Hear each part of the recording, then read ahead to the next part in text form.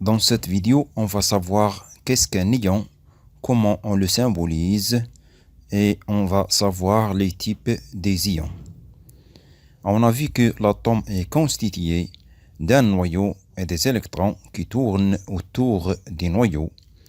Voilà par exemple un atome. Le noyau contient des particules appelées les protons et des particules appelées les neutrons, autour desquelles gravitent les électrons. Les protons portent des charges positives. Les neutrons ne portent pas des charges, c'est-à-dire une charge nulle. En général, le noyau d'un atome porte une charge positive et les électrons portent une charge négative.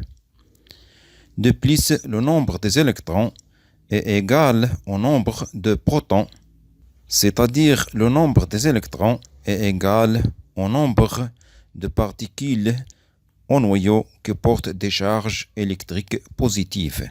Chacune de ces particules que contient le noyau, c'est-à-dire les protons, porte une charge électrique élémentaire qu'on symbolise par la lettre E est égale 1,6 fois 10 à la puissance moins 19 coulombs.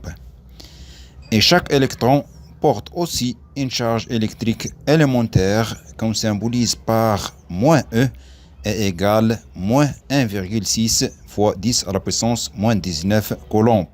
Donc, dans un atome, on a toujours la charge électrique positive au noyau est égale à la charge électrique négative des électrons.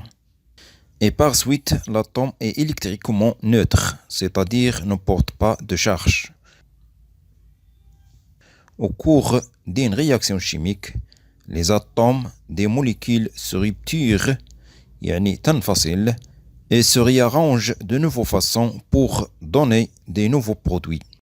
Lors de ce réarrangement, des atomes perdent des électrons et d'autres atomes captent ces électrons, à savoir que le noyau ne sera pas touché, c'est-à-dire le nombre des particules du noyau ne change pas, alors que le nombre des électrons des atomes qui interviennent à la réaction chimique se change et par suite les atomes changent leur nom et deviennent des ions.